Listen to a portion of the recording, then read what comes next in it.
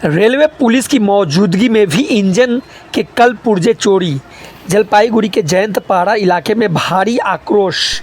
नमस्कार, मैं पंकज, आप सबका स्वागत है द ग्लोबली न्यूज अपडेट्स में।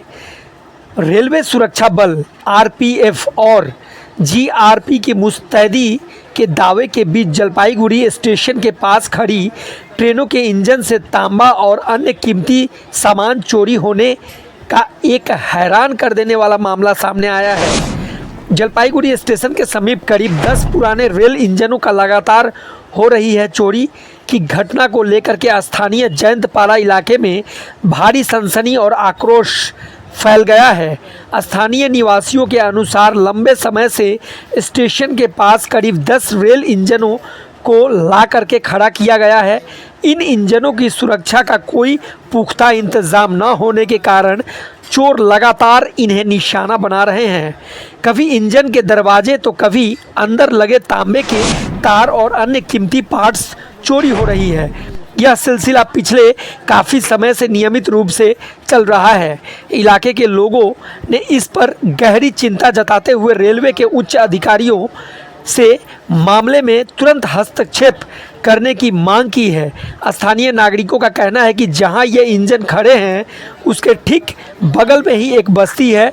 ऐसे में बार बार हो रही इन चोरियों का सीधा शक और बदनामी बस्ती के गरीब लोगों पर आने की आशंका बनी हुई है। ग्रामीणों की मांग है कि इस चोरी रैकेट के पीछे शामिल असली अपराधियों को जल्द से जल्द पकड़ करके कड़ी सज़ा दी जाए और रेलवे की इस संपत्ति की सुरक्षा बढ़ाई जाए ताकि निर्दोष लोग की परेशानी का सामना करने की आवश्यकता ना पड़े।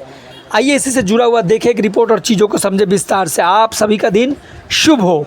भारत माता की जय, हिंदुस्तान जिंदाबाद।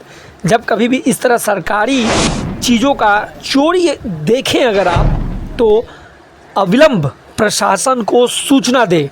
आरपीएफ को, जीआरपी को, डब्ल्यूबीपी को, किसी को भी दे, लेकिन अपनी सरकारी संपत्ति का रक्षा करें। धन्यवाद।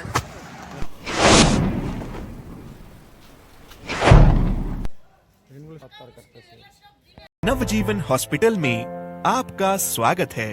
अनुभवी डॉक्टर, आधुनिक तकनीक और समर्पित देखभाल, सब कुछ एक ही छत के नीचे। नवजीवन हॉस्पिटल, जहां होती है स्वस्थ जीवन की शुरुआत। चेक पोस्ट ट्रेडियम बिल्डिंग, 3rd फ्लोर, सिलीगुड़ी। মানে বস্তিটা লাস্টে আমাদেরই ভাঙবে সব চুরি হতেছে। এবারে ছেলে সব মিস করে আছে। হাতে দিয়ে ঢকঢক করে ডাঙ্গা ভাঙছে। আমার তার কাটছে, ওদিকে তার কাটছে।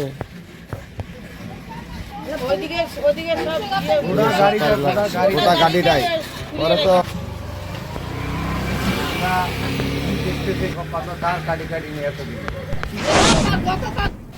এখানে তো আপনারা থাকেন, রেলের ইঞ্জিনগুলো রয়েছে, সেখান থেকে কি চুরি হচ্ছে? এখান থেকে সমস্ত তার ফার যত সমস্ত জিনিস এখান থেকে চুরি করে রাইতের বেলা ঢকঢক করে ডাঙে হাতুড়ি দিয়ে ভাঙিয়ে নিয়ে যাচ্ছে। কোনো আরপিএফ, কোনো পাহারাদার, কোনো হেলদুলো নাই। তখন বস্তির দোষের হবে, বস্তির লোকের, আমাদের আদার যারা ভালো লোক আছে তাদের অসুবিধা হবে। এইভাবে এটা ঠিক করাটা ঠিক নয়। কারা নিচ্ছে এখন এই পাড়া প্রতিবেশীর কত ছেলে আইতের অন্ধকারে কারা নিচ্ছে সেটাও তো ঠিক করে বলা যাচ্ছে না। রেলের কি চুরি যাচ্ছে? ইঞ্জিনের তার ফার যত কিছু আছে, তামাক, পিতল, নাট বল্টু, এগুলাই চুরি করে নিয়ে যাচ্ছে। আপনারা কি আশঙ্কা করছেন, ভয় পাচ্ছেন? আমরা খুবই ভয় পাচ্ছি যদি বস্তি কোনো দিন হাম্বার মারে এই চুরিচামারির জন্য। এখান থেকে চুরিচামারির জন্য অনেক গাড়ি, মালগাড়ি, টালগাড়ি সমস্ত জিনিস এখান থেকে চলে গেছে আমাদের জলপাইগুড়িতে। মানে আপনাদের উঠানোর সম্ভাবনা রয়েছে? আমাদের উঠানোরও সম্ভাবনা, ভয় লাগছে। বলুন দিদি, কি চুরি হয়েছে এখানে? এখানে তো লোহার তার মূল যা আছে সব চুরি হয়ে যাচ্ছে। এখন কে চুরি করতে আমরা তো দেখতে পাচ্ছি না। আমরা তো জানি, তো আমাদের পাড়ার ছেলে পেলে আছে। কখন হচ্ছে এগুলো রাত্রিরে 12টা 1টার দিকে। এই রেলের জিনিস কি এই সমস্ত বিক্রি হয়? হ্যাঁ, বিক্রি হয় তো। এগুলো এখানে হয় না, বাইরে বিক্রি করতেছে। এদিকে তো হবে না, এগুলা বাইরে ছেলে পেলে করতেছে। কিন্তু এদের জন্য তো আমাদেরকে এখানে থাকা মুশকিল আছে। পাড়ার ছেলেও আছে, থাকতে দিবে না। পাড়ার ছেলে যেমন ছেলে পেলে তো ফাঁসি যাবে আমাদের না, কাজে আমার ওইটা করতে যাবে। এখন আরপিও আছে, এখন ডিউটি করে না, তখন কবে বলে তোমাদের পাড়ার ছেলেই করছে এটা। হ্যাঁ, আর বাইরের ছেলে পেলে আছে করে যাচ্ছে। এর আগেও তো ইঞ্জিনের জিনিসপত্র চুরি হয়েছে। হ্যাঁ, করেইছে, ডেলি করে। এই দেখো এই অবস্থা, তখন তো আরপিও আছে, আমাদেরকে ধাওয়া দিবে, আমরা কি ওটা কি বলছেন আরপিএফ কে?